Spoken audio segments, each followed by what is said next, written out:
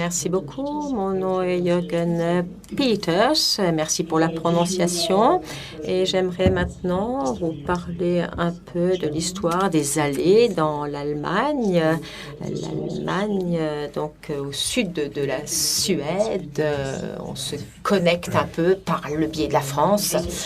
Voilà. Et tout d'abord, j'aimerais tout simplement remercier déjà Chantal et le conseil départemental pour cette magnifique conférence organisée, cette belle organisation, effectivement. Tout d'abord, j'aimerais vous expliquer un peu le paysage, la cartographie, donc le concert, la culture, les aspects, donc en matière de biodiversité, de développement durable, etc. Donc à 20 km du nord, au nord de l'Allemagne. Et puis, j'aimerais également on va parler d'allées depuis 1991, il y a plus de 30 ans, et mon point de départ était donc une thèse sur les allées à Brandenburg, et donc après l'unification de l'Est et de l'Ouest, donc c'était une bonne opportunité donc de pouvoir parler donc de Brandenburg et des paysages qui y ont été développés. Et donc, depuis que j'ai dirigé certaines thèses scientifiques, comme vous pouvez voir ici, vous avez une étudiante ou deux étudiants qui analysent donc les allées à Brandenburg pour indiquer les endroits pour pouvoir replanter donc des nouvelles allées. Donc, c'était le but de ce projet. Tout d'abord, j'aimerais expliquer ce dont je parle. Donc, à gauche, vous voyez donc une vue topographique de l'Allemagne qui montre donc le Pays-Bas et puis le nord avec la partie verte de l'Allemagne. La terre plus au sud que vous voyez.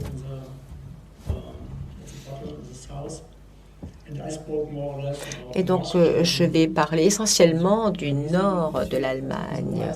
Vous voyez, parce que à droite, eh bien, vous avez l'Allemagne politique, où l'Allemagne est totalement différente de France dans son organisation par rapport à l'État, et où nous avons des Länder qui sont des petits royaumes d'une certaine manière depuis 1918, donc après la Première Guerre mondiale. Donc vous voyez aussi la Russie sur cette carte qui est en bleu à droite, la Prusse, pardon, et la Prusse. Donc maintenant, ce dont je parle maintenant, c'est cette zone de la Prusse.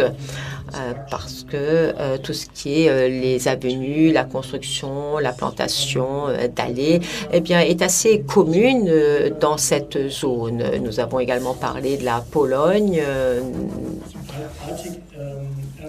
donc la zone baltique ressemble un peu à la manière de fonctionner de l'Allemagne en termes de politique à cette époque.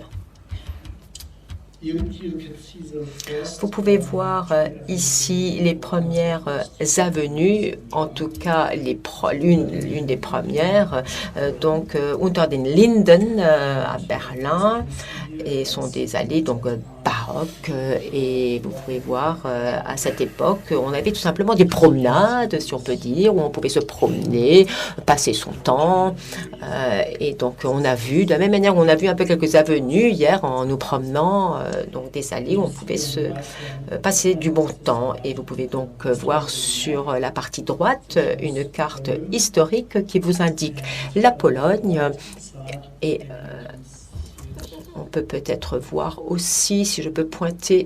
Ah, non. Voilà, vous voyez sur la droite des petits points qui connectent le château, Fürstenwald, typique à cette époque, tout comme Patrick nous l'a montré pour la Suède, avec cette allée d'arbres qui menaient vers le bâtiment principal ou vers le château, tout simplement pour impressionner d'une certaine manière, qui appartenait un peu au parcours du roi quand il se rendait dans ses appartements. Voilà, vous voyez maintenant une autre allée assez impressionnante à cette époque et on voit l'aspect esthétique donc du paysage avec ce réseau de plusieurs allées. Et ceci était typique pour l'embellissement de paysages à la fin du XIXe siècle. Le point de départ, ça servait de point de départ pour développer davantage d'allées dans le paysage. Mais ce type d'avenue baroque n'étaient pas les allées typiques dans la partie rurale. Et donc, je voudrais vous montrer donc, le principe de plantation des allées avec différents types d'allées. Voilà, donc vous voyez tout simplement la plantation opposée ou face à face dans les allées de Baden, dans les allées de jardin. Et donc dans les allées baroques, qui donnent plus l'impression d'un portique où l'on marche donc avec des arbres de part et d'autre qui donc apparaissent plus sous forme d'une porte d'entrée.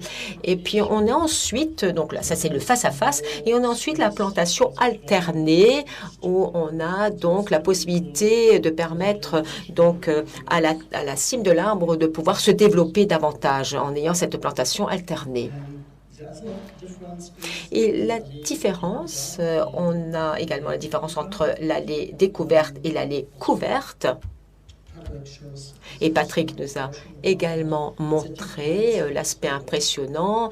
Cela dépend de la distance entre les arbres, les troncs d'arbres, par rapport à la proximité de la route ou de l'allée. Je vais vous montrer quelques exemples. Alors, le point de départ des plantations d'allées,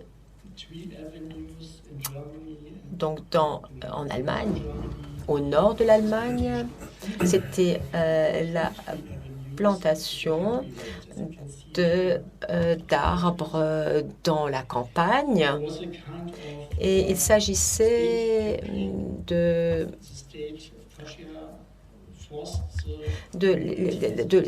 on remonte un peu à l'histoire où la Prusse forçait les gens à planter ce type d'arbres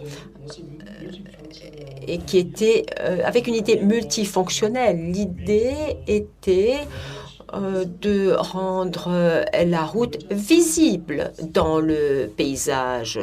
En hiver, par exemple, on voyait les arbres, l'apparence des arbres. Et bien sûr, il y avait ces arbres alimentaires, d'une certaine manière, ils produisaient des fruits. Et donc, les personnes étaient donc autorisées à récolter les fruits. Et donc, une partie de cette allée d'arbres fruitiers, eh bien, ces arbres-là étaient gérés d'une certaine manière et ils servaient également à la récolte. Donc, un peu similaire à ce que Patrick nous a montré de la Suède. Donc, ce n'est pas seulement pour cette idée d'arbres fruitiers, mais également les arbres fruitiers, les mûriers également, que l'on a en France également depuis le 19e siècle.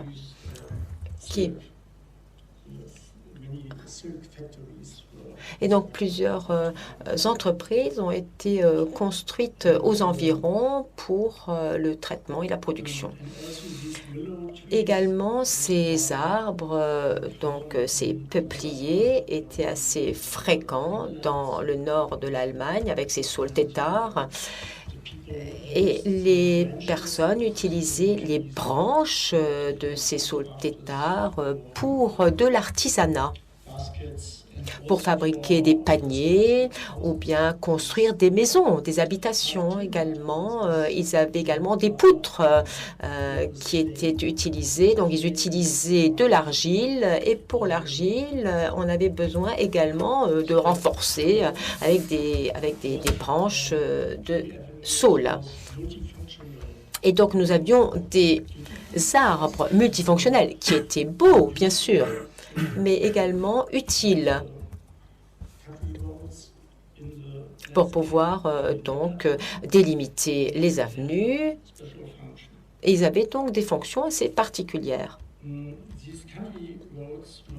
Ces routes étaient donc incluses dans les cartes, dans les cartes topographiques. Et donc également, Patrick nous en a montré un exemple. Donc, ils étaient inclus dans le relief du paysage. Et sur cette carte, je ne sais pas si vous pouvez vraiment voir de là où vous êtes, mais il y a quelques petits points le long des routes qui délimitent donc les allées d'arbres.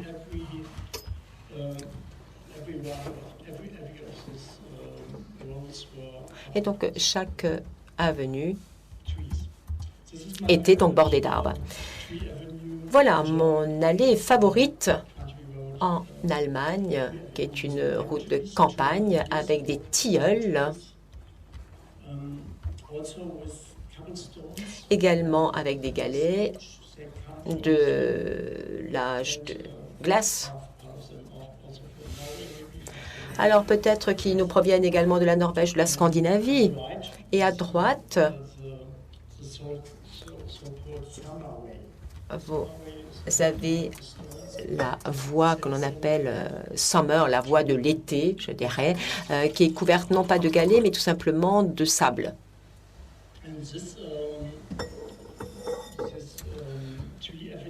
Et cette allée d'arbres fait partie donc de l'ornementation des fermes de campagne. Et comme Patrick l'a expliqué auparavant, eh bien, les fermes étaient embellies par des allées d'arbres, des buissons également. Et ces arbres avaient donc plus d'une fonction, notamment esthétique, mais également permettaient de se protéger contre le vent, par rapport au sol aussi sablonneux, et servaient d'éléments d'ombrage, par exemple. Et donc, ils avaient leur fonction peut-être il y a 100 ans auparavant. Bon, il y a les changements climatiques à l'heure actuelle, mais toujours, ils gardent toujours leur fonction encore à l'heure actuelle. Alors, j'en arrive maintenant à un nouveau type de route. Comme vous le voyez, eh bien, vous avez une route qui s'étend et qui remplace cette route de campagne, et cette nouvelle route portait un terme français, chaussée.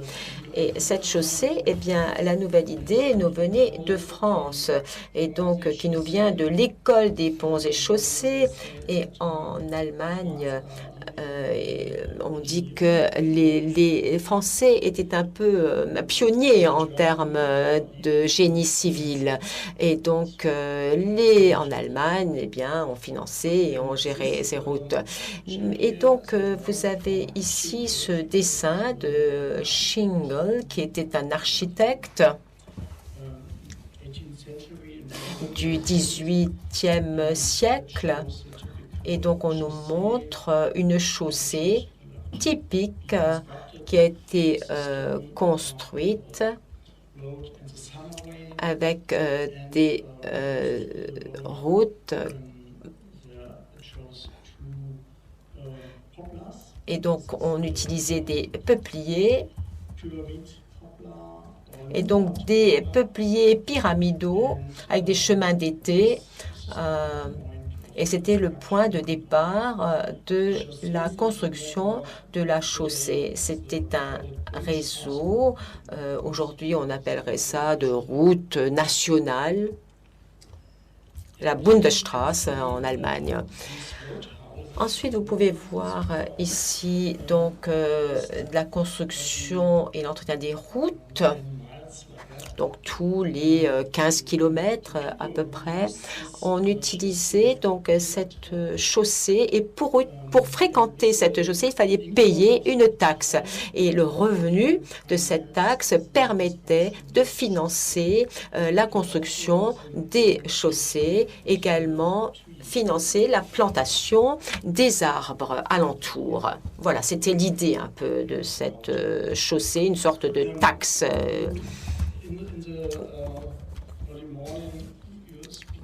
Et donc, ce matin, on a parlé de Georges Pompidou et de sa déclaration. Comme vous pouvez le voir, en Allemagne, nous avons également une déclaration assez populaire, l'arrêté de 1841 de Frédéric III, du roi Frédéric III, qui était également engagé dans la préservation des avenues d'allées grâce à leur beauté et de l'importance pour le paysage. Et donc, c'est vraiment un arrêté très important sur les allées d'arbres, donc émis par le ministère de la Maison Royale et le ministère des Finances à l'intention de tous les gouvernements royaux de février 26 1841. La Majesté du Roi a constaté avec mécontentement que les arbres ont souvent été coupés ou enlevés lors de la construction des nouvelles avenues, de veiller scrupuleusement à ce que le déboisement et l'abattage des magnifiques avenues telle Sa Majesté l'a constaté, soit évité à tout prix à l'avenir. Voilà, traduction sommaire. Alors ensuite, il y a également des allées de peupliers pyramidaux avec le petit trottoir ici que vous voyez en 1992. Cette image donc date de cette année. Vous avez la chaussée, donc tout Eberswald, et donc qui est un lieu historique avec donc ces peupliers pyramidaux et avec des trottoirs en granit.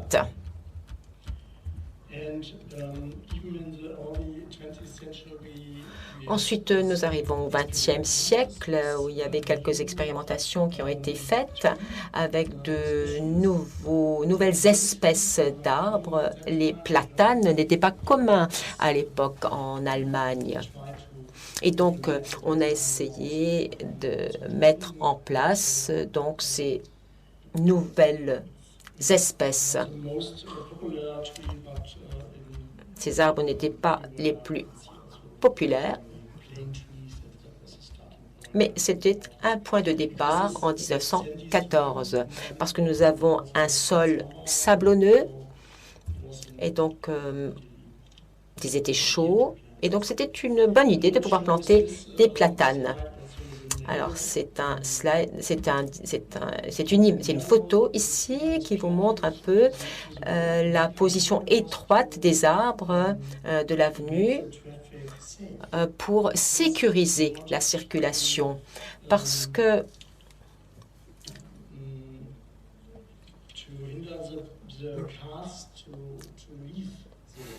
donc, on voulait éviter que le véhicule quitte la route, peut-être dans le virage, par exemple. Enfin, ça fait l'objet de différents débats, comme vous le savez. Donc, vous avez ensuite une autre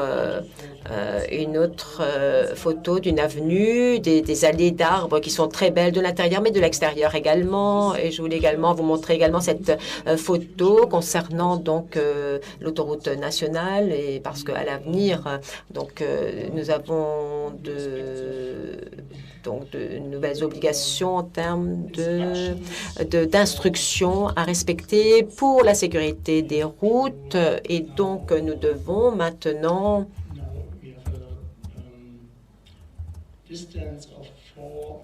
respecter une distance de 4,5 mètres entre la chaussée et la plantation des arbres. Donc voilà, cela nous donne une nouvelle impression. Et vous voyez donc s'il s'agit d'une allée ouverte. Et elle va aller découverte dont je parlais auparavant. Et la dernière chose dont je voulais parler dans ce réseau d'allées, c'est vraiment très important pour l'habitat, la connexion. Nous avons parlé également des insectes et donc l'importance de ces insectes qui font l'objet d'un thème bien spécifique dans la préservation donc des vieux arbres. Vous avez ensuite donc une publication qui est faite pour vendre un peu l'aspect touristique de ces allées. Et donc là, cela donne l'impression un peu d'un inventaire des différents arbres en Allemagne, 7000 kilomètres de donc d'allées arborées. Et c'est mon dernier diapo. Voilà, mon dernier diapo. Merci pour